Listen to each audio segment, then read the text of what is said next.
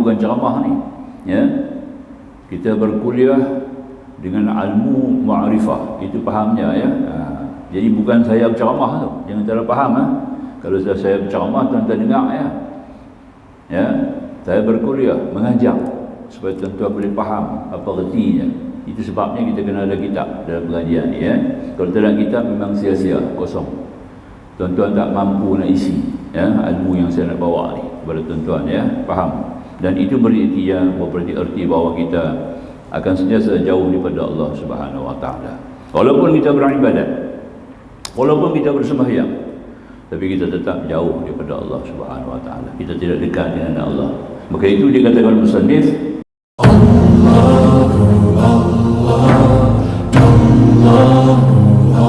Ma'asyiral hudar, ikhwatul iman, ikhwatul Islam, insyaAllah kita lanjut pada kalam hikmah yang ke-17 yang telah kita baca sebahagian awalnya, yakni jangan tolol dan biadab kepada Allah Subhanahu Wa Taala.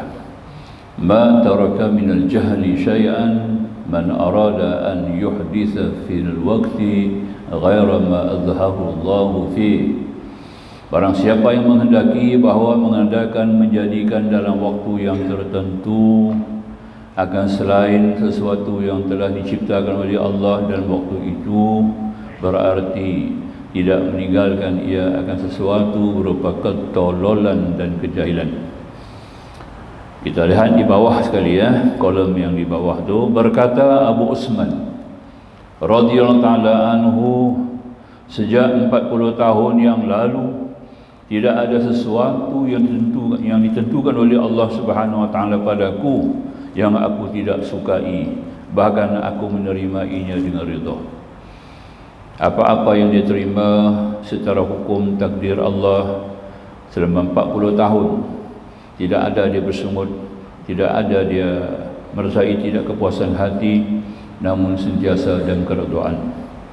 Padaku yang aku tidak sukai, bahkan aku menerima dengan ridha. Dan tidak ada sesuatu di mana Allah Subhanahu Wa Taala telah memindahkan aku dari satu keadaan kepada keadaan yang lain yang aku salahi dan tidak aku redha. Bahkan semuanya aku terima dengan baik.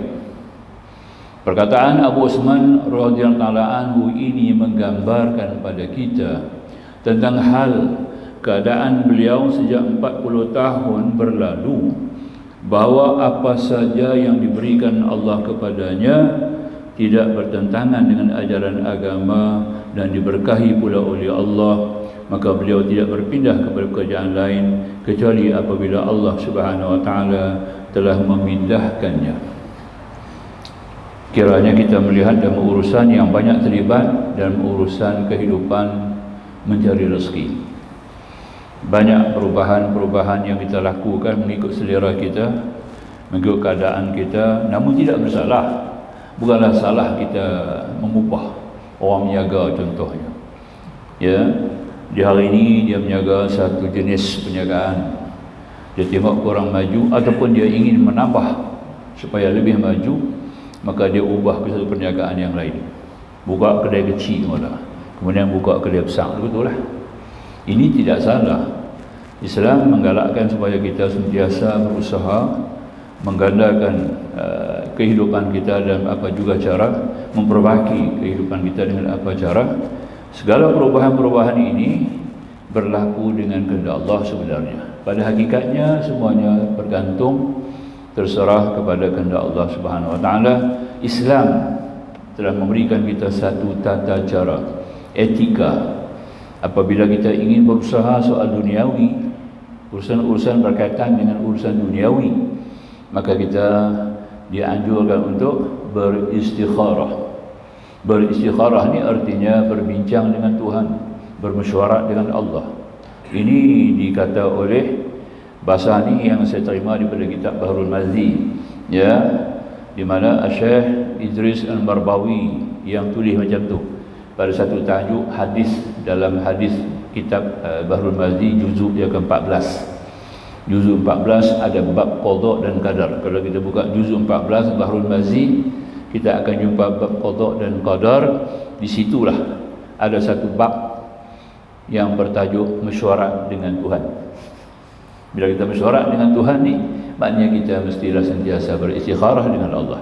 Apa-apa juga kita ingin lakukan dalam kehidupan kita, ingin kita lakukan perubahan dalam kehidupan kita, ingin kita adakan apa-apa juga, ya, perkembangan, perjalanan yang kita rasa lebih memberi manfaat, maka wajarlah kita beristikharah dengan Allah, iaitu dengan melakukan 2 rakaat salat, ya, dan kita minta petunjuk daripada Allah sekiranya atas 4 perkara.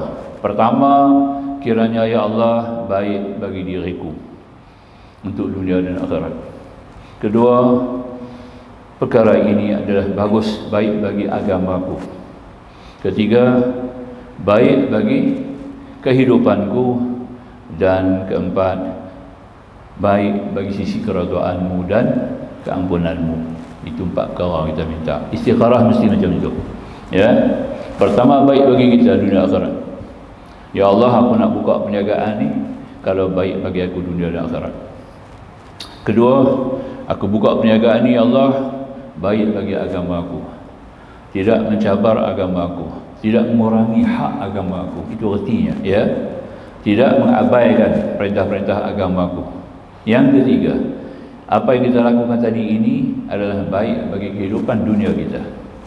Dan akhir sekali, apa yang kita lakukan ini memang jelas mendapat keredaanmu dan keampunanmu. Itu cantik. Maka itu kita minta. Jadi Allah akan bagi petunjuk. Ya, sekiranya tidak baik bagi 4 itu, engkau gantikan dengan terlebih baik. Nampak bahasa lah. Nah, daripada 4 kita minta tadi memang tidak baik lagi bagi kita. Kalau engkau pada pihakmu tidak baik bagiku, ya Allah, engkau gantikan dengan yang terlebih baik. Inilah adab. Dan ini juga kita jadikan sebagai motif doa kita. Khususan keadaan sekarang ini, masyarakat kita orang Islam dah mula bergerak ke Mekah menunaikan fardu haji, kan, betul tak? Ya. Jadi banyaklah nanti kawan-kawan titipkan doa pada kita. Ya. Tolong Pak Su nak pergi Mekah ni, tolong doa kat saya begini. Nanti pula datang pula kawan pula lagi, doa begini. Macam-macam doa kita kena bawa pergi ke Mekah. Kita nak bawa semua doa-doa ni susahlah, nak ingat kata-kata dia, jenuh duk baca pula lah, satu bila tahu nak habis. Terus kita sebut macam itu, ya Allah Tuhanku, ya, dengan limpah izin rahmatmu, dengan ilham yang baik darimu, para teman, saudara-saudaraku, sahabat-sahabat handaiku telah menitipkan doa buat aku persembah mohon kepadamu, ya Allah, di hari yang cukup mulia ini. Justru itu, ya Allah, engkau perkenankan doa-doa mereka. Sekiranya doa-doa mereka itu baik bagi agama mereka, baik bagi dunia mereka, ya, itu kita mohon macam itulah. 4 perkara ni. Pertama, baik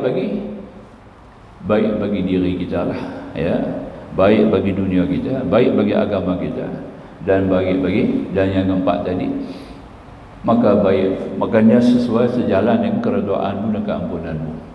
Ya, engkau tunaikanlah doa mereka. Sekiranya tidak baik bagi mereka demikian itu, engkau gantikan dengan terbaik. Habis. Kita bukan ajak Tuhan suruh buat apa, kita minta yang terbaik daripada Allah supaya Allah berikan kepada kita. Itu yang pertama sekali, ya. Ya, itu dia, ya. Pertama kita minta untuk itulah, ya. Pertama-tama kita minta untuk dunia kita dulu, kan. Saya sebut tu, dunia kita dulu, kehidupan dunia kita, ya Allah. Sebab kita sedang menjalani kehidupan dunia yang menjadi tapak untuk kita bersemai dan bertanam amal dan kebaikan dan kema'rufan. Itu artinya. Yang kedua, baik bagi agamaku, ya Allah, yang ku anut, yang aku bawa. Jangan ada penyayuangan, jangan ada kelemahan, jangan ada kemalasan, jangan ada keabaian, jangan ada kecuaian pada agamaku, ya Allah. Kita boleh kupas diri dan sendirilah kepada Allah, itu tak salah.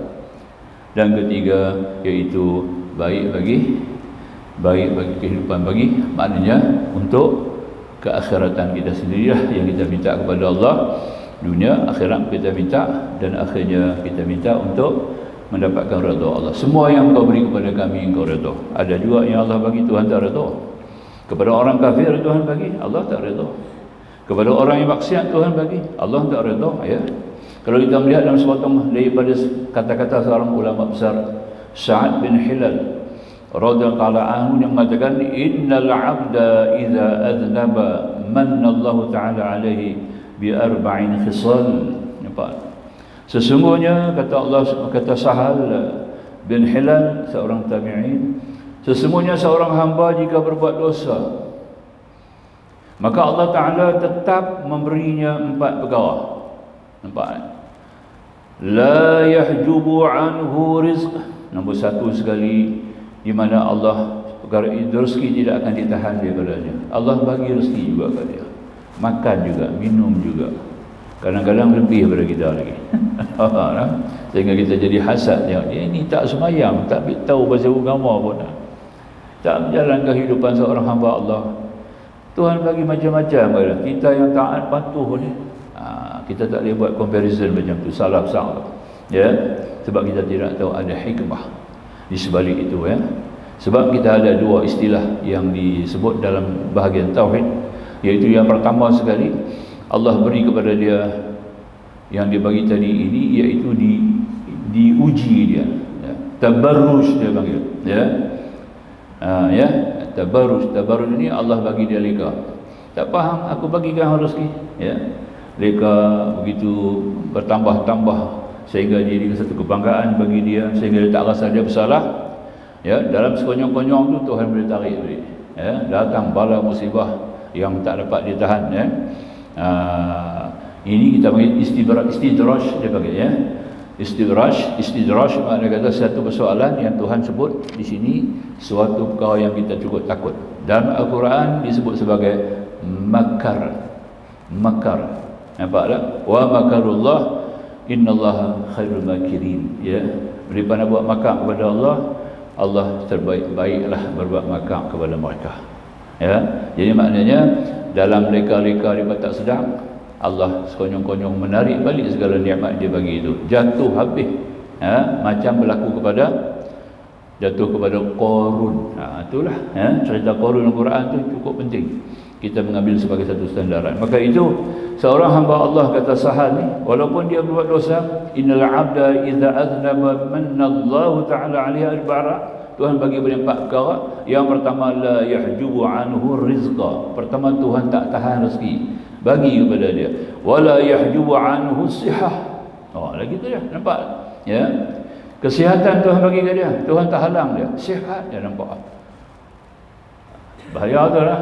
Kita tak nampak tu kan. Pergi Mekah balik, dia ni sebelum pergi Mekah kita tengok dia tak ada apa, tak ada satu perkara yang istimewa pada diri dia, nampak, tentang agama ni, ya. Tiba-tiba sampai ke Mekah, orang kena macam-macam ujian di Mekah, kan.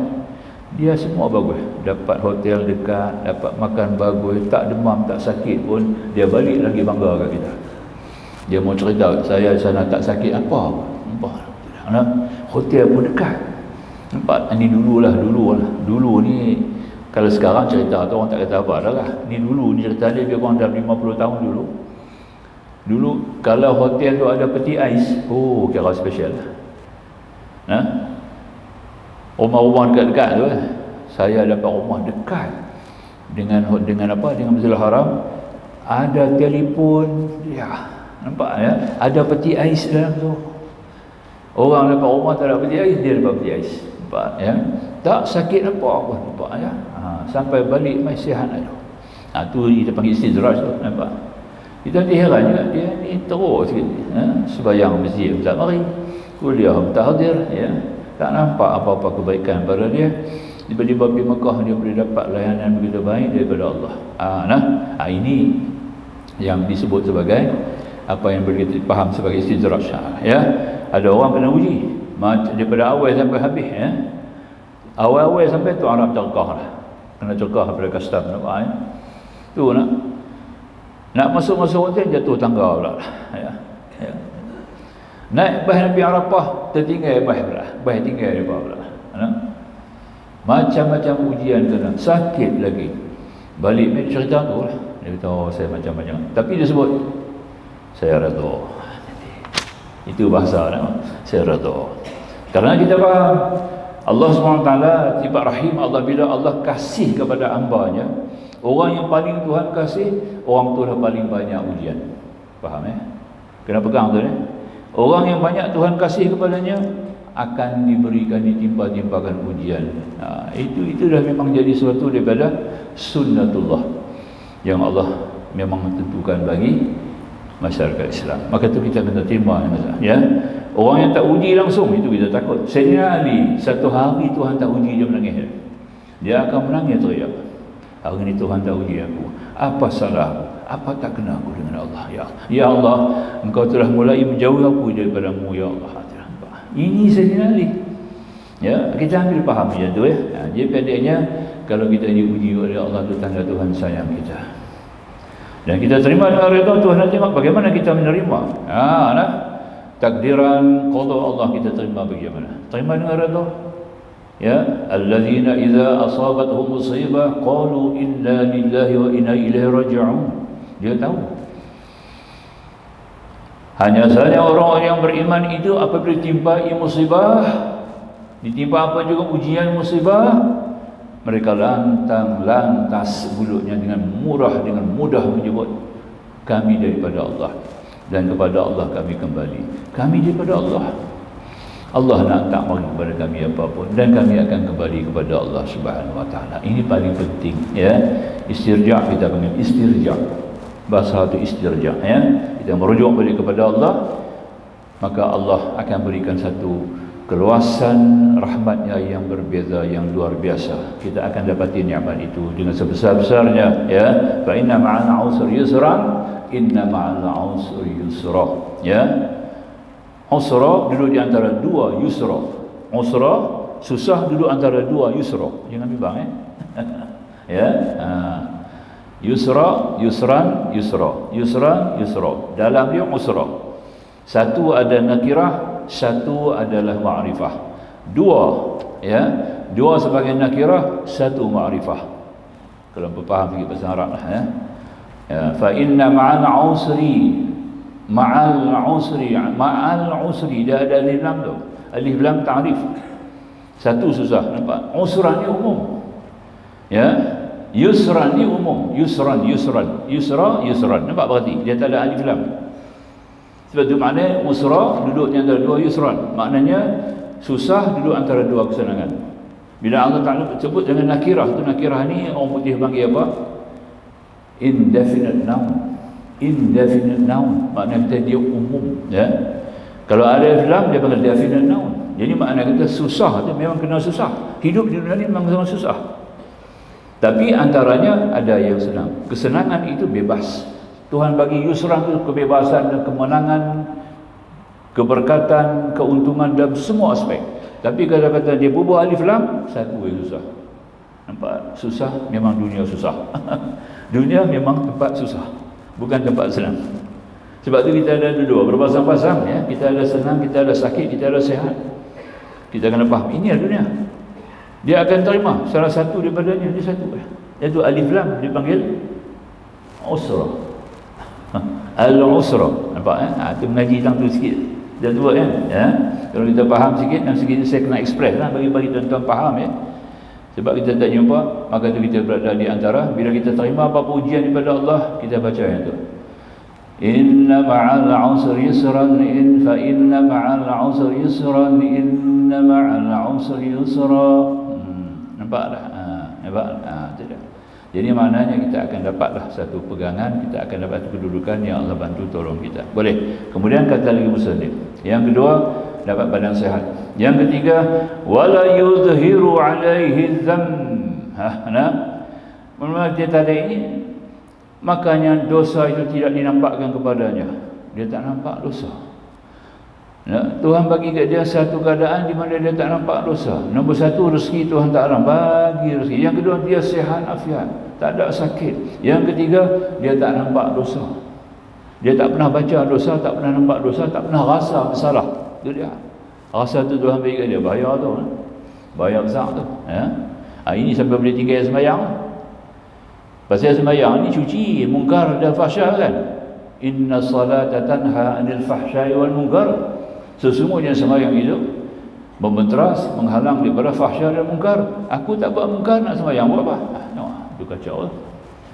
Aku tak minum arak, aku tak judi, aku tak maksiat, aku tak zina, aku tak pukul orang, aku tak bergaduh dengan orang, aku tak menyusahkan orang, aku tak ada buat apa salah pun, nak sembahyang apa? Sembahyang ni untuk orang jahat. Nampak tak? Sembahyang ni untuk orang mungkar, untuk orang fahsyah. Apa tu kena sembahyang? Orang yang tak fahsyah, tak mungkar, tak payah sembahyang. Ini kaedah liberalism. Faham tu? Dia pakai kan? Nak susah-susah payah apa-apa. Jadi kita tak sudah apa? Yang ni hanya untuk kamu yang maksiat ni, kamu yang menjudi, kamu yang berzina, kamu yang mengumpat, kamu yang berpecah belah orang, kamu yang bawa mulut, kamu yang memecah belahkan masyarakat. Kamu patut sembahyang. Sebab kamu buat mungkar. Nampak? Kacau lah. Ya. Sebenarnya kita sentiasa terdedah. Kalau kita tak buat mungkar pun kita terdedah kepada mungkaran. Kita berada dalam masyarakat yang tidak sunyi pada kemungkaran.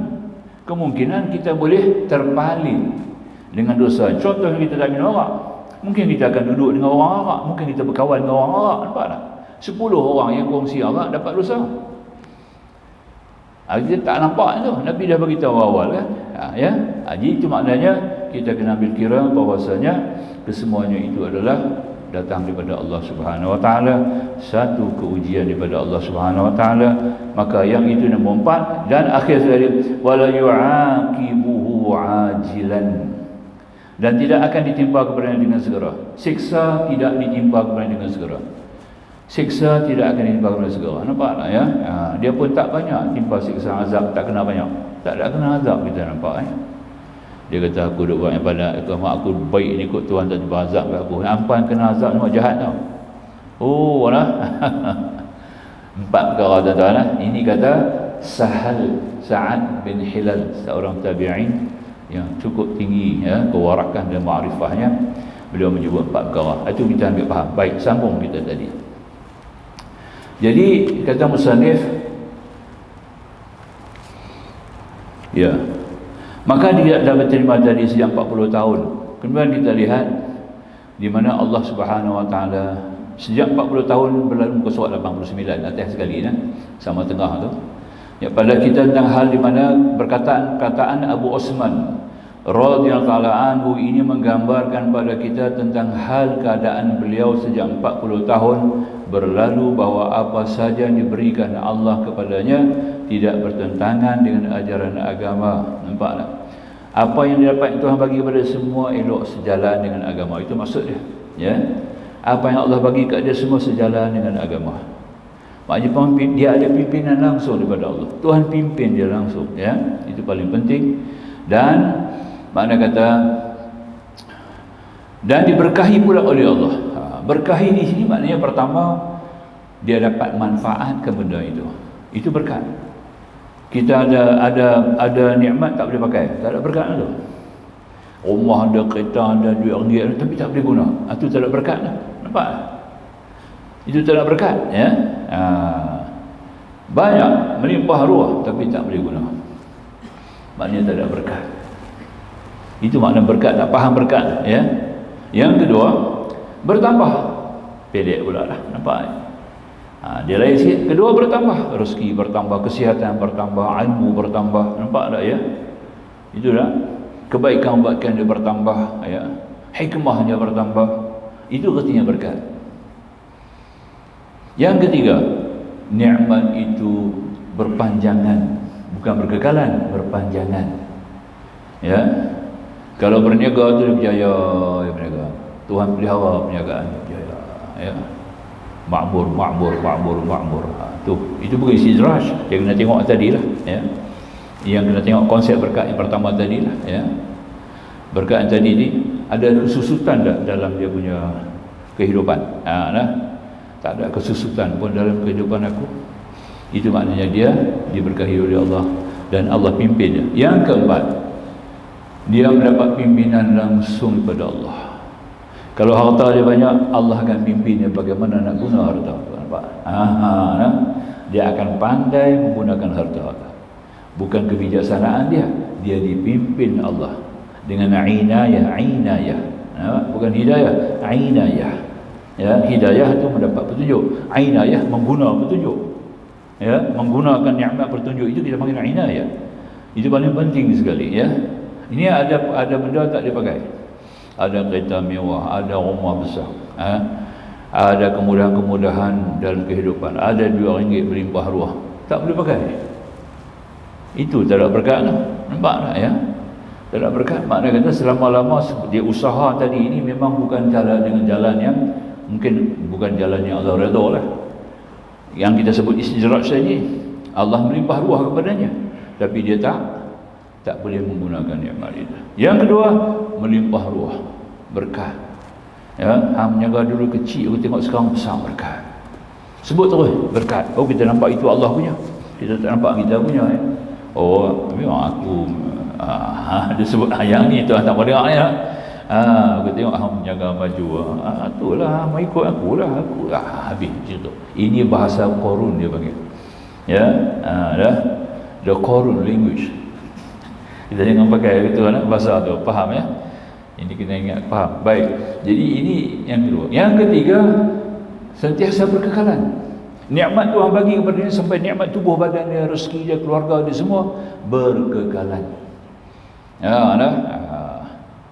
Ni kadang kita tengok maju terus bankruptcy. Banyak juga tu maju, buka kedai 3, 4, 5, 6 tempat buka, ya. Jatuh semua, habis sekali kuih jatuh, bankruptcy, declare bankruptcy, muflis. Rupanya hutang tak dapat dibayar, hutang tak boleh selesai. Itu na'udzubillah. Kita mau perlindungan daripada Allah. Berkat lagi, Tuhan pimpin kita bagaimana nak guna harta. Itu berkat. Nampak tak? Mendapat hidayah daripada Allah. Pentingnya doa kunut tu. Doa kunut tu paling penting. Nampak tak? Ya, kita minta doa kunut paling penting. Semua doa-doa kunut tu perkara yang sangat kita pentingkan. Inilah kebijaksanaan Al-Imam Syafi'i. Bukan Imam yang tak bijak, tapi Allah bagi dia tu lebih sikit. Dia pada segi memahami lebih jauh, ya. Walaupun imam-imam lebih senior daripada yang awal dulu pada dia itu, nampak dia bersegi kewarakan, dia kezuhudan dia tinggi. Macam Imam Hanafi itu tinggi, ya. Al-Imamul A'zam, dia berdiri depan makam Nabi bagi salam ke dia. Terbalik pula, bukan dia bagi salam ke Nabi, berdiri depan makam Nabi, Rasulullah bagi salam, Assalamualaikum ya Imamul Muslimin. Itu dia, ya. Orang dengar, jemaah keliling dengar, makam dia. Syekh Nabi Allah Khidir pun berguru dengan dia, menuntut ilmu dengan dia kan. Waktu di zaman dia, Nabi Allah Khidir tak mati, dia ada sampai sekarang, ya. Hadir kita pada malam ni, ya. Dia hadir, maka di situ Nabi Khidir berguru tiap-tiap kuliah subuh macam ni. Hadir, tengok dalam Kashful Ghaibah, tengok Ghaib. Cuba buka kitab, ya. Syekh Wandar Abidin Al-Fatani ada tulis dalam kitab. Bukan saya cakap ni tak ada dalil, dalil ulama, ya. Tuan Minal, Syekh Wan Zainal Abidin Al-Fatani yang tulis kitab Aqidatul Najib. Orang Indonesia pakai kitab tu, dia pakai di tanah besar, ya. Kealiman dia sampai ulama sana pakai kitab mengajar, ya. Tu begitu hebat kan, wallahu a'lam. Tu kita kaitkan sikit. Tapi Imam Syafi'i mendapat kedudukan lebih mewah. Dia sudah mula melalui berguru dengan Imam Malik, dah tahu mazhab Maliki. Dia sudah mula berguru dengan mazhab Imam Hanafi, ulama Hanafi. Dia sudah faham pembawa Imam Hanafi, tapi dia ada jalan dia sendiri. Dia masih lagi boleh memahami lebih jauh, mendapat petunjuk sehingga ada hadis daripada Rasulullah memberi isyarat bahawa kelebihan Imam Syafi'i itu. Ada hadis, ya. Orang tak bantah pun hadis itu, ya. Menunjuk kepada keistimewaan Imam Syafi'i itu. Dia pilih doa kunut. Kerana doa kunut itu bukan penting, bukan kita nak tanya dalil, ya. Kita tengok matannya hadis itu, ya. Unsur-unsur doa, sifat-sifat doa yang ada dalam doa kunut itu istimewa, ya. Mestilah ini berdasarkan kepada sunnah Nabi. Semua itu penting kepada, pertama, dia sejalan dengan sunnah Nabi. Itu doa kunut, ya, sejalan sunnah Nabi sebab dia ada hadis. Yang kedua, dia sejalan dengan adab ketuhanan. Dalam tu ada adab ketuhanan, ada dalam tu. Kita dengan Tuhan, adab kita dengan ketuhanan ada dalam tu. Yang ketiga, apa yang kita perlukan dalam kehidupan kita ini sebagai doa yang paling penting ada situ, ya. Yang keempat, sebagai suatu kekuatan yang diberi oleh Allah kepada Islam. Ini kelebihan kunut. Bukan pasal dia tak nampak hadis itu tak mana dulu. Dia lebih dulu daripada Imam Bukhari, lebih dulu daripada imam-imam hadis semua. Ya. Jadi maknanya itu di antara satu kelebihan yang kita bertuah, kita menjadi pengadut mengikut kepada mazhab al-Imam Syafi'i. Ya. Begitu Imam Ahmad Ibn Hanbal. Aku bersemayang 40 tahun dia kata. Tiap-tiap semayang akan kudoakan kepada guru aku Imam Syafi'i. Itu dia. Itu Imam Hanbali itu. Mazhab Hanbali. Dia buat diklaim betul-betul. Dia bagi satu isytiharan. 40 tahun aku sembahyang, tidak ada satu waktu pun melainkan aku sujud sembah kepada Allah, aku doa untuk guru aku Al-Imam Syafi'i. Mazhab dia boleh, kita tak boleh. Mazhab Syafi'i tak boleh. Nak doa ke bapak kita dalam sembahyang cuma lepas Fatihah, Rabbi ighfirli wa liwalidayya, tambah lagi Muhyiddin Ibn Arabi minal muslimin, baru amin. Hadis riwayat Al-Baihaqi, Rabbi ighfirli wa liwalidayya. Itu riwayat Imam Al-Baihaqi dalam kitab Al-Baihaqi Al-Kubra. Dia buka tengok juzuk yang ke-4. Adalah cerita tu, hadis tu. Baik. Yang tambahan ni belakang ni Muhyiddin Ibn Arabi lah pensyarah kepada kitab Bukhari. Bersyarah kepada kitab Sahih Bukhari Muhyiddin Ibn Arabi, dia katakan tambah sikit. Rabbi ighfirli wa liwalidayya wa lil muslimin, baru kata amin. Tu dia, nampak tak? Tu dia. Penting kan? Wallahu a'lam. Sambung. Dan kita lihat di sini,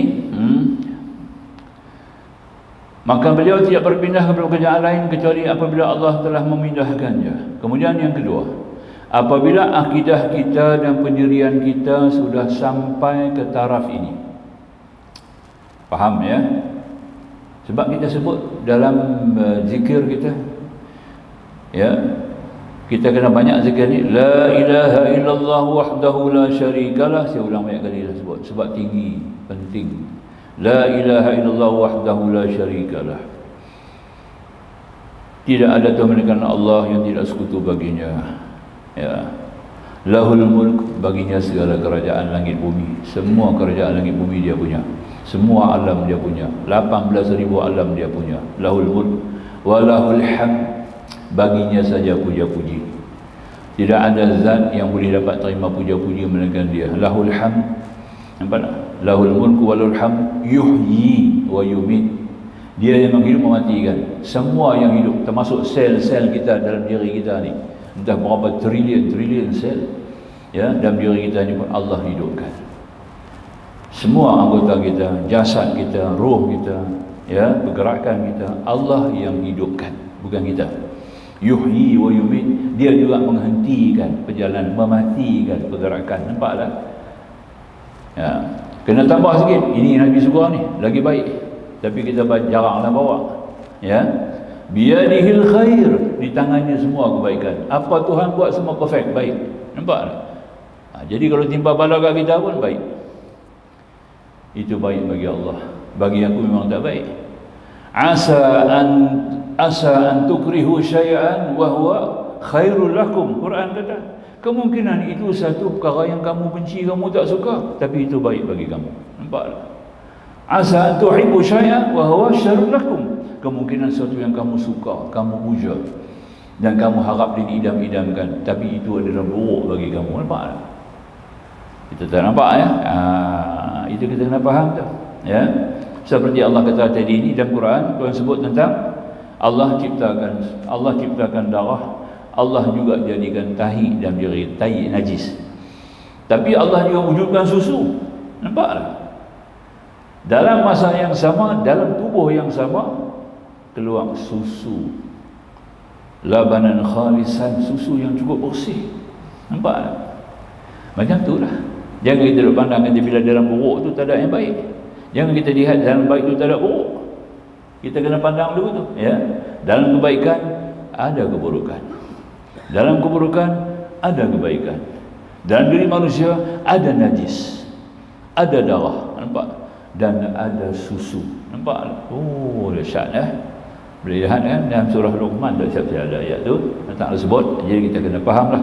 Jadi maknanya setiap apa yang boleh kita lihat, apabila akidah kita, pendirian kita sudah sampai ke taraf ini, yakni selalu menjaga adab sopan santun pada Allah Subhanahu Wa Taala, maka berarti kita sudah meningkat atau sudah diangkat oleh Allah pada mengenalnya dan mengetahui kehendak ketuhanan yang maha berkuasa dan berkehendak.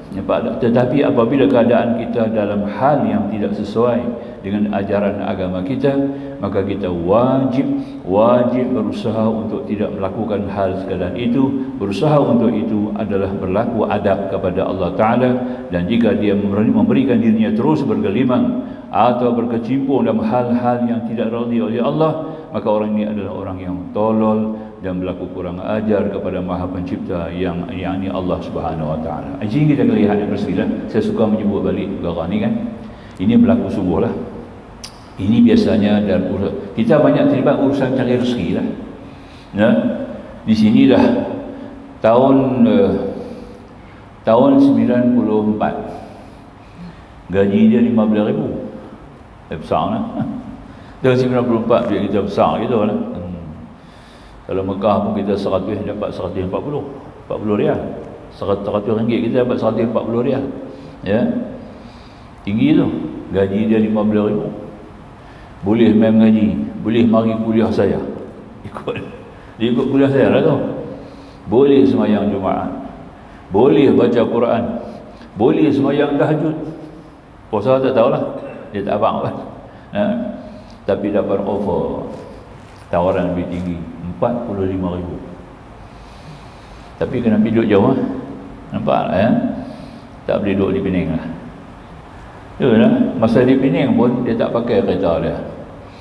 Semua pakai kereta company. Orang tolong bawa. Ya. Kereta company, kereta dia pakai duduk selimut dia. Nampak tak pakai. Tu lah. Tu lah. Sampai tak ada masa nak pakai kereta. Dapat 45,000, duk kena naik kapal terbang tak berhenti. Duk pergi US balik, pergi US balik.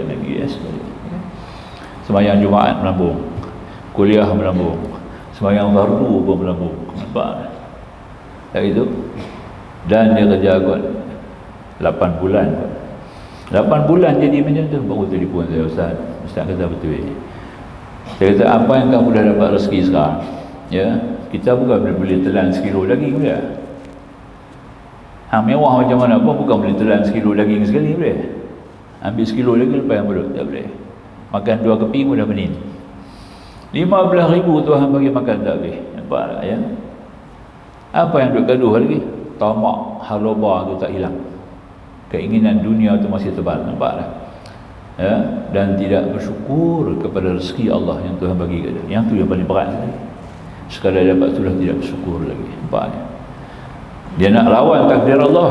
Nampak tak? Dia tak nampak takdir yang baik Tuhan bagi ke dia. Dia nak lawan takdir itu. Berpindah 8 bulan dia diazab dengan mengabaikan agama. Itulah azab yang paling berat sekali. Azab awal dia telah mengabaikan perintah-perintah Allah, walaupun dengan terpaksa tergagah, sebab kita sendiri yang berusaha mencari yang tidak baik tadi ya, kerana sikit ya ada sikit lebih. Kalau hang belanja lebih tu, sedekah lebih, dapat 40,000, 45,000, 40,000 sedekah, 5,000 pakai. Mau lagu tu? Tak dapat lah, payah lah. Aku duk aim lagi tinggi nak suruh sedekah kan. Kalau boleh macam tu, dia tak dapat lah. Kalau dia boleh lagu tu, Tuhan tak bagi lah, tak apa. Ya, kita selalu mengidam, aku kalau ada duit, aku nak berbesar lagi masjid. Tuhan tak bagi. Pembohong. Nampak lah ya. Jadi itu bukan kata besar masjid, dia lari daripada masjid lagi. Itulah keadaan kita kena faham. Kita tengok berkat tadi, berkat kita ambil lah. Faham berkat tadi ya. Jadi makanya kita jangan ubah. Kalau kita sudah ada rezeki, sudah boleh makan, kita boleh makan, kita sihat ya, keluarga kita pun terpimpin, terjaga, terkawal, ibadat-ibadat kita yang maktubah ya, yang yang lazimah dapat kita lakukan dengan sempurna, boleh bangun sembahyang tahajud, tidak menjejaskan kita punya kesihatan ya, dapat hadir kuliah-kuliah ilmu, dapat kita bersedekah infak sabilillah walaupun tak banyak, cukup. Itu kita panggil qanaah dalam istilah tasawuf, paling susah dapat. Bila qanaah baru boleh zuhud. Nampak tak? Zuhud ni baru kita boleh asingkan dunia daripada hati kita. Bukan tinggal dunia, kita boleh asingkan kedudukan dunia daripada hang. Jangan tang mata hang boleh duduk, tang telinga boleh duduk dunia. Hang duduk tang tangan kaki aku, tapi hang tak boleh duduk dalam hati aku. Boleh tak? Itu artinya zuhud ya. Dunia kamu boleh ada dalam tangan aku, kamu boleh ada di kaki aku. Aku akan berjalan di atas kamu. Nampak tak? Mata dan telinga aku tetap tertumpu kepada kamu, tapi kamu tidak boleh duduk dalam hati aku. Ini zuhud. Boleh betul. Orang nak zuhud ni dia kena qanaah dulu. Qanaah ni serba pada, serba ada, serba boleh, serba cukup. Nampak tak? Itu artinya qanaah. Ya. Kena qanaah dulu, baru boleh zuhud. Nampak ya? Tapi kalau tak qanaah, duk tak cukup, jadi tinggal lagi tak kacau lah. Perasaan jiwa ni rasa tak cukup. Ya. Yang duk ada dia tak tahu pakai. Yang ada tu dia tak tahu nak guna. Nampak tak? Simpan kita kata banyak-banyak harta benda dia suka tengok banyak tu, nilai banyak tu dia suka tengok. Dia lebih ahmak dia panggil pada mata ayat. Maka jadi yang bila kita ahmak pada mata akan tamak pada hati. Itu perlu yang kita nak ambil faham. Jadi tak dapat tidak, dia kena qanaah dulu serba pada, kemudian baru zuhud. Boleh mengasingkan dunia daripada hati dia. Macam kita sebut tadi, duit dalam peti, jangan dalam hati. Itu dia beza. Nampak tak? Hang buka peti besar-besar, hang simpan semua dalam peti. Tidak ada dalam hati. Allahu Akbar, hang tak, jangan kacau aku. Nampak? Hang duduk dalam peti seram. Dia lah, ini kita panggil zuhud, qanaah. Bila ada dua perkara ni, dia nak awal dua perkara tu kena tinggal warak. Dia kena warak dulu. Kalau tak warak, tak boleh qanaah. Warak ni mengurangkan yang harus, bukan meninggalkan haram dah, mengurangkan yang harus. Boleh. Harus ni apa? Mencari duniawi. Apa-apa urusan duniawi kita panggil harus lah. Harus berkahwin, harus berkebun, harus kita berusaha, harus mencari duit, harus cari rezeki, harus makan minum yang sedap-sedap. Nampak tak? Harus. Perkara harus cukup banyak. Cuba kurangkan yang harus. Kurang yang harus, bahagian yang kita kurangkan itu kita infak sabilillah. Dia nampak tak? Ini nak susah nak bawa, itu kita panggil warak. Bukan warak jalan-jalan untuk tiang, bukan. Simpan janggut tebal-tebal, jalan-jalan untuk tiang. Takkan begitu, tak pun tengok orang duduk tengok lantai, kan? Ini bukan warak dah. Itu firasat dia panggil. Firasat. Dia ada dia punya target, apa cerita dia nak buat ni, ada dia punya firasat. Dia jaga tu ya. Ini perkara yang paling penting. Ini kita kena lihat dia punya protokol untuk bentuk jiwa kita sebagai jiwa yang kamil ya, insan kamil. Nak sampai ke situ. Sambung. Ya. Apabila akidah kita tadi ini dan pendirian kita sudah sampai ke taraf ini, yakin bahawa kita jaga adab ya. Apa yang telah Allah angkat bagi kita terima bahawa Allah itu mengetahui kehendak ketuhanan yang maha berkuasa berkehendak, tetapi apabila kehendak kita dalam hal yang tidak sesuai dengan ajaran agama kita, maka kita wajib berusaha untuk tidak melakukan hal keadaan itu. Ini dia panggil khasyah, takut. Ini dipanggil takut ya. Jadi kita akan takut kepada Allah tu bukan takut lari. Tak ya. Kita ni fobia mengikut dalam psikologi. Manusia ni ada 81 jenis fobia yang dapat dikesan. 81 jenis fobia. Nampak tak? Kita duduk berdiri kan, sembahyang tu, lipas duduk berilau depan sejadah kita. Tak boleh khusyuk lah. Dia masuk dalam kain aku je. Nampak tak? Betul-betul lah lipas tu masuk dalam kain. Berhenti. Duduk kelepiak kain kan, 3-4 kali minit bergerak, batal sembahyang. Itu fobia. Nampak? Tu antara 1/81 fobia kan. Ya, cicak duk ada depan kita, dia boleh lompat tau. Nampak tak? Allahu Akbar, sembahyang tepi tiang. Elok tang tiang ada seekor cicak duk berdiri tu. Ya. Kita Allahu Akbar duk berdiri, dia ni lompat cicak ni, bukan terkejut, dia terkejut lompat kita balik cicak tu kan. Itu fobia cicak. Nampak tak? Macam-macam fobia. 81 fobia lah kita ni kan. Ya.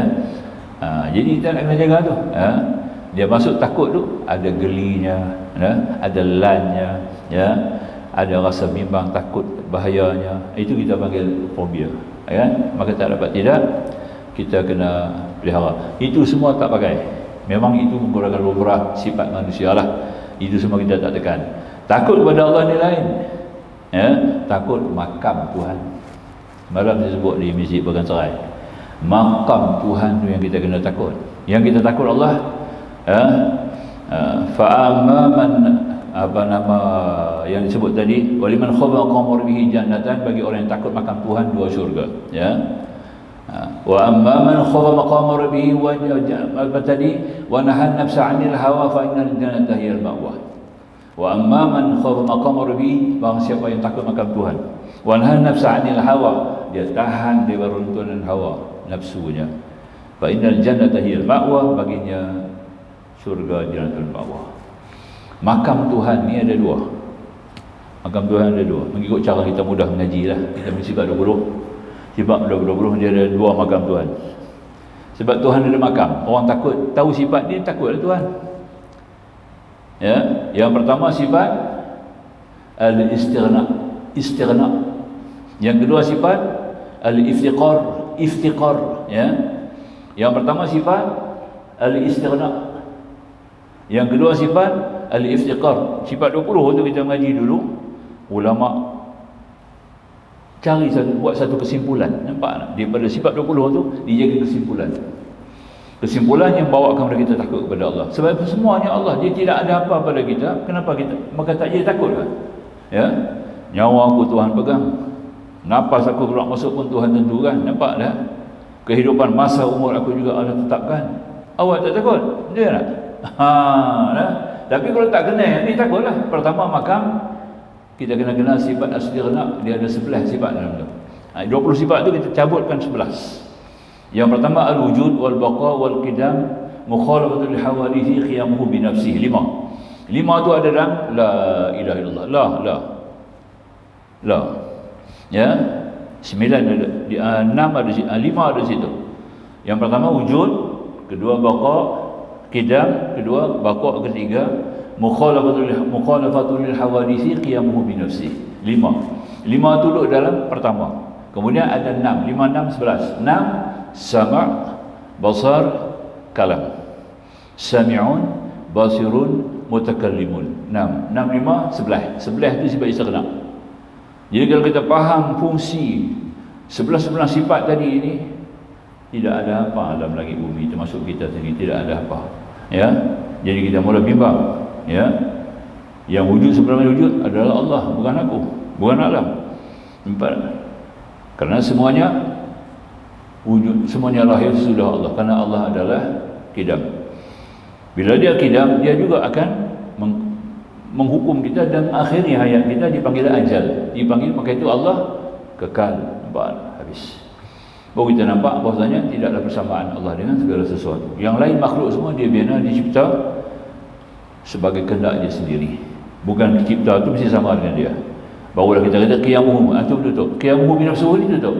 Di mana Allah berdiri sendiri. Dia buat sendiri, dia takbir sendiri. Bukan kita takbir. Pada hakikatnya, ya. Kita nak makan tu pun semuanya Allah takbir. Daripada awal benda kita makan sampai kita bawa masak, sampai kita rasa, kita telan, kita makan, sampai jadi isi perut kita, sampai dihazam, sampai kita buang, semua itu kerja Allah. Apa kita? Tak takut lah. Nah. Kemudian ada itu istighna sifat Allah, dikatakan sifat yang kaya. 11 sifat ini menunjukkan kepada kita bahawa Allah Maha Kaya. Itulah artinya kaya. Kerana semua dia punya. Nampak? Semua kepadanya. Semua daripadanya. Semua penentuannya. Semua adalah dia. Maka itu dia disebut kaya. Kita tak kaya. Nah, kita berhajat. Ya, kalau ada 10 biji kereta, kita perlu orang kena servis, kita perlu kena ada driver.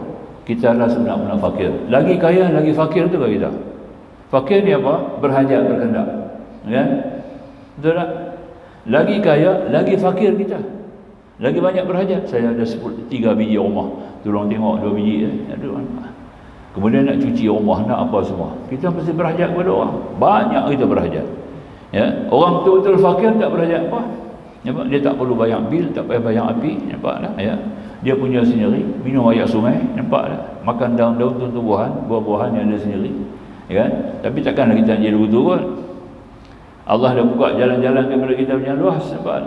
Dah jadi fakir, ganti, tambah dan fakir itu syukur kepada Allah. Kalau sudah kaya raya, banyak berhajat, bergantung langsung kepada Allah, nampak? Banyak sembahyang sunat. Aku banyak harta, dia punya gandaan syukur dia dengan banyakkan sembahyang sunat.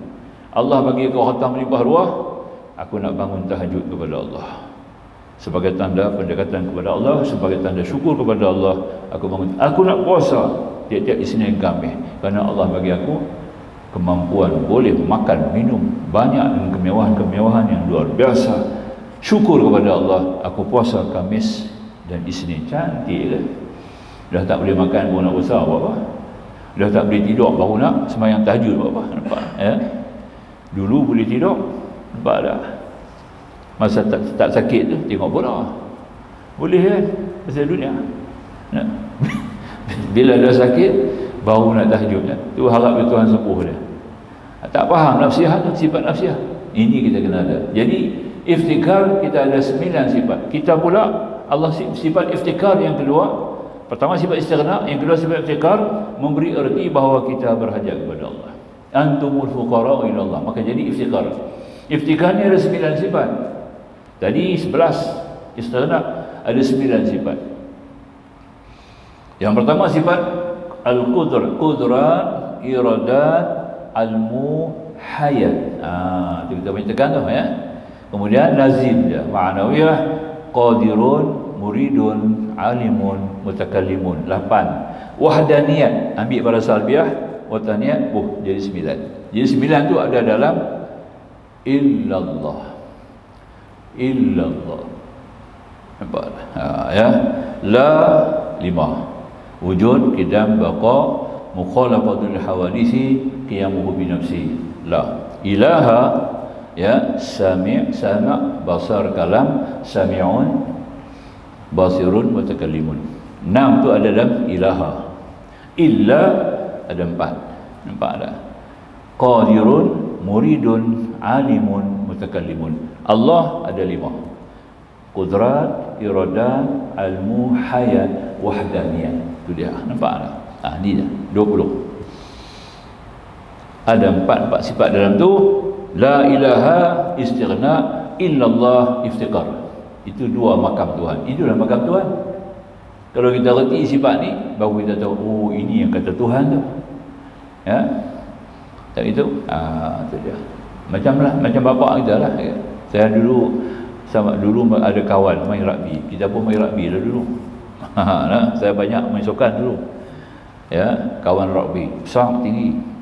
Ya, isap rokok. Dia kuat isap rokok lah. Ya, bapak dia main dan dia buang rokok.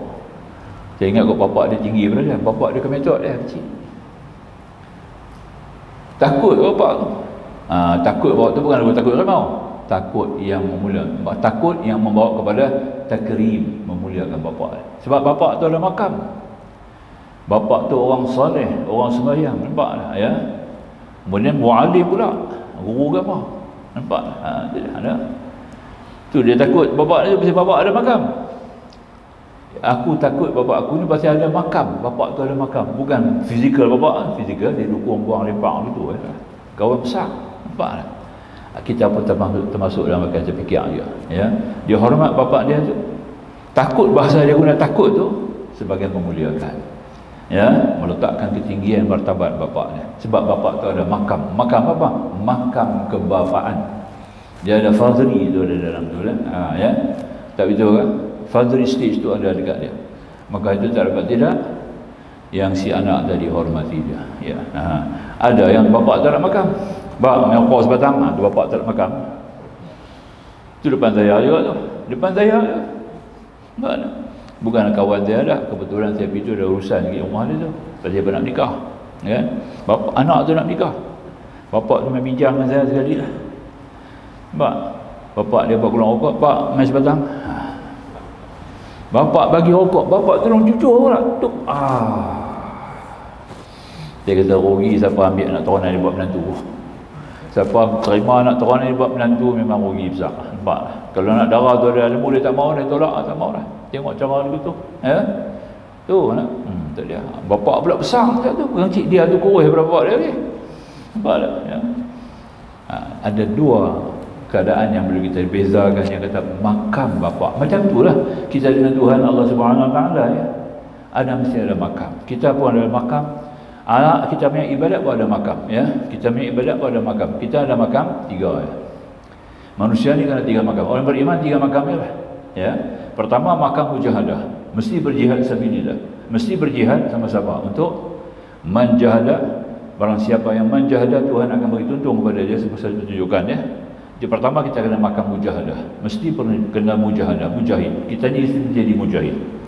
Kedua, makam muraqabah.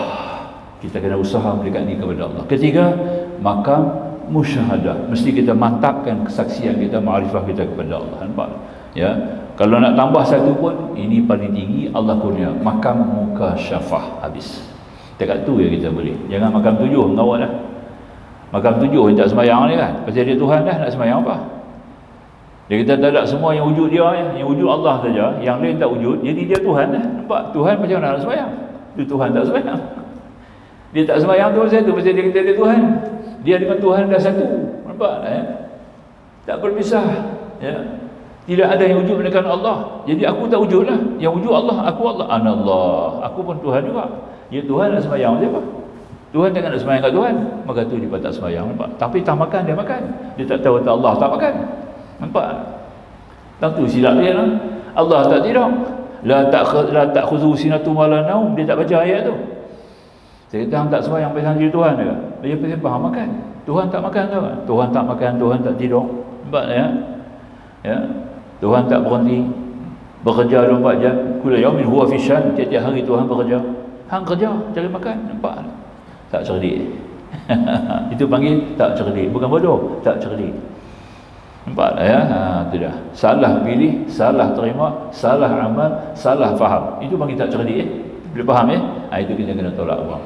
Jadi jangan kita kena nasihat orang macam tu, kita kena jangan lari. Kita kena nasihat dia. Nasihat dekat dia ya. Hang kena faham sikit, mengaji jauh sikit lah ya. Dia ada makam, dia ada keadaan dulu. Itihad. Dua perkara ni yang kena tolak. Bahawasanya sebenarnya yang wujud itu adalah Allah. Hang ni wujud apa? Allah wujud nafsiyah ya. Hang ni wujud apa? Wujud majaziyah. Diwujud oleh Allah. Jadi maknanya kita hang ada dalam kewujudan Allah. Bukan hang wujud sama dengan Allah. Hang berwujud dalam kewujudan Allah. Jadi makanya Allah sebenarnya wujud, hang hanyalah majazi wujud, diwujud oleh Allah buat menyaksikan kewujudan Allah. Nampak tak? Kita diwujud oleh Allah untuk menyaksikan kewujudan Allah, bukan menjadikan Allah dengan kita itu satu wujud. Faham eh? Itu kita panggil ittihad. Tak betul, adalah salah, dan kita kena mengucap balik. Orang tu kena mengucap balik, mengucap bertaubat kepada Allah dan qada balik sembahyang-sembahyang yang dia tinggal. Nampak tak? Dan masa murtad. Murtad ke? Murtad ya? Tu ya. Dia kacau. Man tasawwa bi ghairi tafakuhin faqad tazandaq. Barang siapa hanya bertasawuf tapi tidak ada fiqh, dia zindiq. Zindiq ni maknanya munafik. Bahaya tu itulah. Dia tasawuf saja. Fiqh dia tinggal. Syariat dia tinggal. Dia hanya hakikat saja. Maka zindiq. Itu kita ambil faham tu ya. Jadi na'udzubillah min zalik. Ya. Kemudian dikatakan oleh musannif di sini ya. Tetapi apabila keadaan kita dalam hal yang tidak sesuai dengan ajaran agama kita, paragraf yang kedua muka 89, perenggan 2 tu sama tengah lebih kurang ya. Tetapi apabila keadaan kita dalam hal yang tidak sesuai dengan ajaran agama kita, maka kita wajib berusaha untuk tidak melakukan hal keadaan itu. Berusaha untuk itu adalah berlaku adab kepada Allah Subhanahu Wa Taala, dan jika dia memberikan dirinya terus bergelimang atau berkecimpung dalam hal-hal yang tidak diridha oleh Allah, maka orang ini adalah orang tolol dan berlaku kurang ajar kepada Maha Penciptanya, yakni Allah Subhanahu Wa Taala. Inilah kerosakan muamalah kita dengan Allah, paling berat dan paling besar dosa dan azabnya ya. Ini yang paling penting tu. Itu kita panggil ilmu hikmah. Kita mengaji sekarang ni hikmah tauhid, betul lah ya. Kita tauhid tapi kita tidak ada hikmah. Contoh tadilah Ya, jadi kita tahu benda yang kita buat tu salah, kita tak nampak berkat tadi. Yang 4 perkara berkat saya beritahu tadi tu tak nampak dalam usaha kita. Nampak tak? Kita buka perniagaan contohnya lah, buka perniagaan tadi ini di mana perniagaan itu sendiri telah bukan bertambah, pelan kurang. Ya. Dan dalam masa yang sama mengganggu pula amal ibadat kita. Nampak tak? Ya. Duduk pesuh kat dia. Duduk pesuh ada benda-benda menjadi, kadang-kadang ambil tinggal ibadat. Ataupun nak tambah pendapatan. Pergi kerja, bila kerja satu, pergi kerja lagi. Sehingga dengan kita lakukan 2-3 kerja, kerana nak cari hasil, kita terpaksa mengabaikan ibadat. Nampak tak? Mengabaikan ibadat. Kalau boleh dah ada kasar jamak, dia nanti buat dia. Ya? Aku dah kena siang kena kerja, malam kena kerja nak, ya. Tak ada masa aku nak jamak sembahyang boleh. Tu ada orang tanya kat saya tu, dia nak jamak sembahyang boleh tak? Dia kata kerja, Tuhan suruh kerja dia. Nampak, ya? Tuhan tak suruh hang kerja, hidup kena bekerja. Nampak? Pasal kita adalah golongan asbab. Kita bukan golongan tajrid. Kita dah baca dulu kan, golongan asbab tajrid. Kita ni golongan asbab. Tak bangun, tak berjalan. Nampak tak? Tak bangkit, tak berdiri. Nampak tak? Ya? Tak makan, tak kenyang. Nampak tak? Ya? Tak tidur, tak lena. Itu kerja. Itu artinya makam asbab. Makam tajrid ni dia dipimpin langsung oleh Tuhan. Hang tak payah kerja, aku bagi makan. Itu dah, ya. Itu makam tajrid dia panggil, ya. Biar asam 10 tinggal 9, ngaji semua untuk guru bagi makan. Itu dia. Itu makam tajrid dia panggil. Biar asam 10 tinggal 9, ngaji subuh-subuh untuk guru bagi makan. Itu dia. Nampak, ya? Itu dia. Itu makam tajrid dia panggil. Boleh lah. Jadi pendek kata, kita kena ambil kira lah. Jadi pendeknya bertimbung, kita kena tengok perniagaan kita. Oh, tak boleh. Maknanya ada tak kena dalam perniagaan aku ni, tak sesuai. Nampak tak? Buat istikharah. Ya Allah, nak tukar pula kerja lain pula lah. Kena istikharah. Tiap-tiap kali kita kena istikharah dengan Allah SWT. Banyak istikharah. Setidak-tidaknya ini yang ada tadi sembahyang sunat awabin ma'al istikharah. Benda ni hari-hari kita buat. Tapi tak boleh buat, tak boleh. Saya sendiri tak buat. Duduk mengajar nak buat macam mana? Waktu maghrib Isya, sembahyang awabin ma'al istikharah. Sembahyang awabin berserta istikharah, ya. Kita bacalah ayat kursi qul Allah 6 kali. Dua rakaat. Bila kita sembahyang seorang usalli surat al-awabin ma'al istikharah, lepas Fatihah baca ayat kursi, baca qul Allah 6 kali. Tiap-tiap rakaat buat begitu. Sekali sekarang buatlah kalau ada kesempatan buat, dia buat. Itu je, ya. Tengoklah, saya kadang bangun untuk imam duduk zikir, saya bangun maghrib Nabi buat dia lah. Ada kesempatan kan, jamaah tubuh lah ikut tu imam. Saya bangun lah, saya dibangun di belakang tu, ya, dia buat sunat di belakang. Tak ikutlah tu imam berzikir lepas sunat tu. Nampak tak? Tengoklah zikir tu, tengok tu imam zikir macam mana pula. Tu antara sebab, ya kan? Tak kena gaya ambil zikir pun, dia sendiri minta erti doa dia baca, ikut amin apa doa dia. Dia baca doa, dia sendiri tak tahu makna doa, kita nak amin apa? Nampak, ya? Hanya bagi nampak wajah saja kata doa.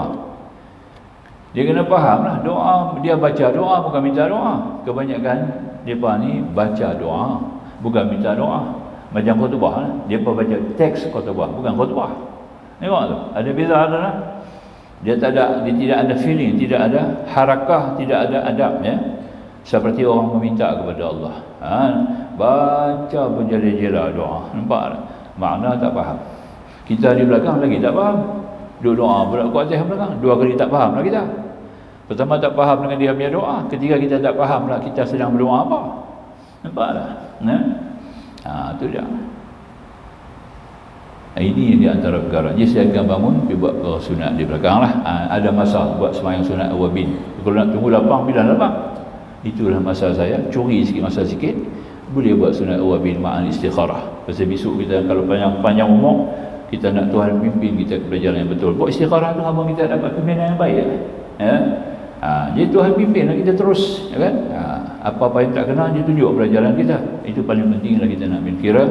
Makanya dia ambil faham, ya. Jadi, kemudian yang ketiga, kita baca sekali lagi, ya.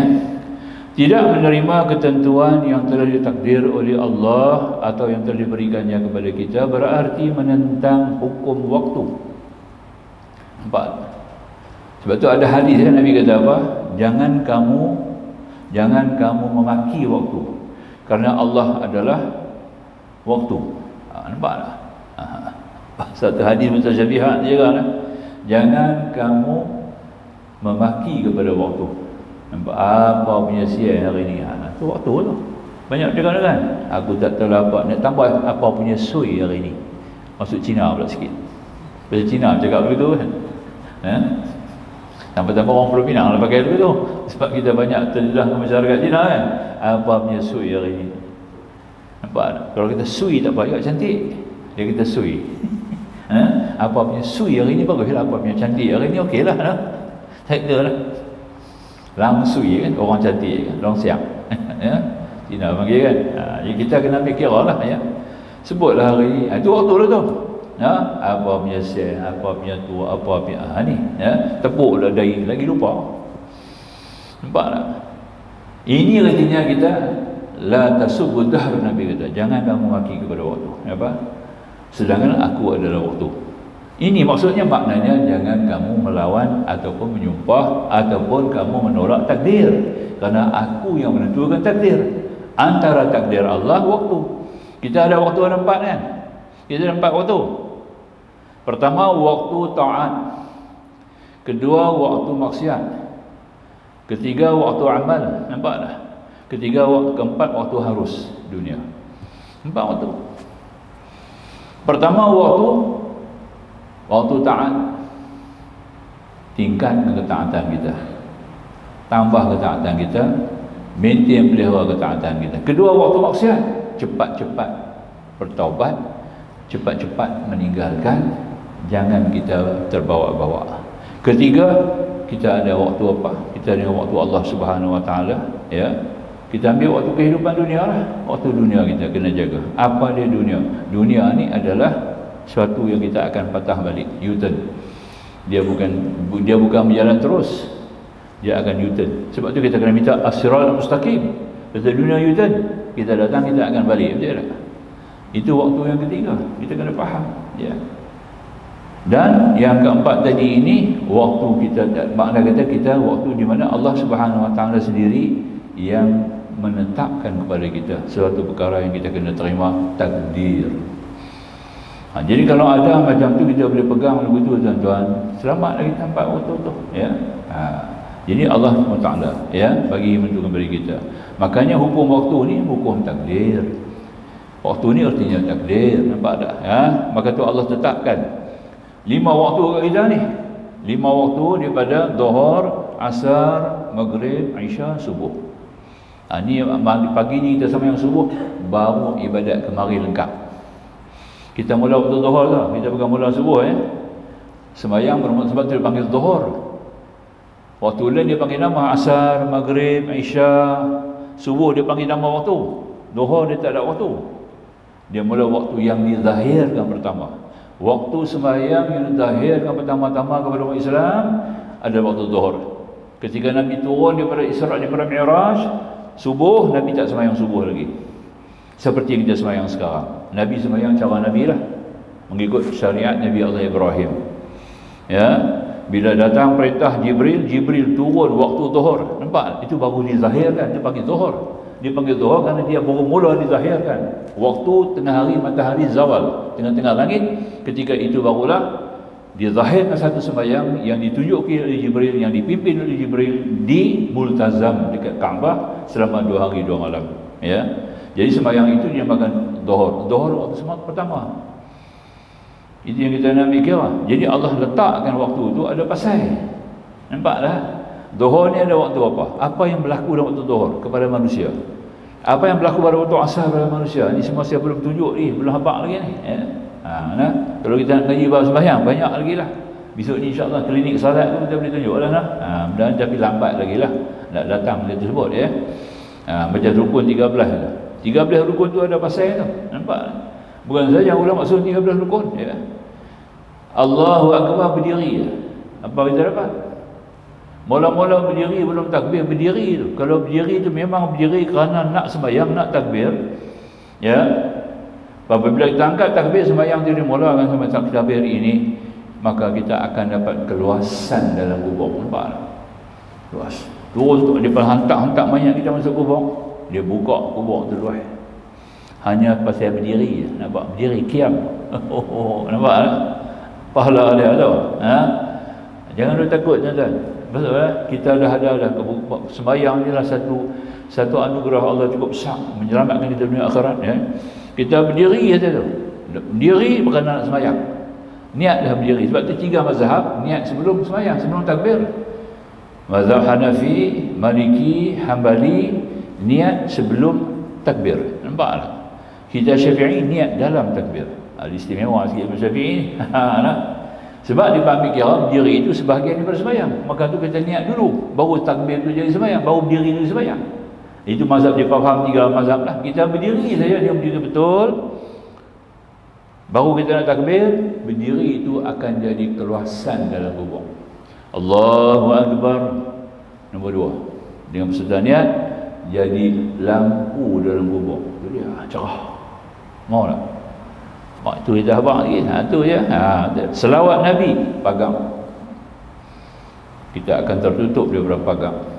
Pagang-pagang neraka. Tak buka dekat kita, nampak tak?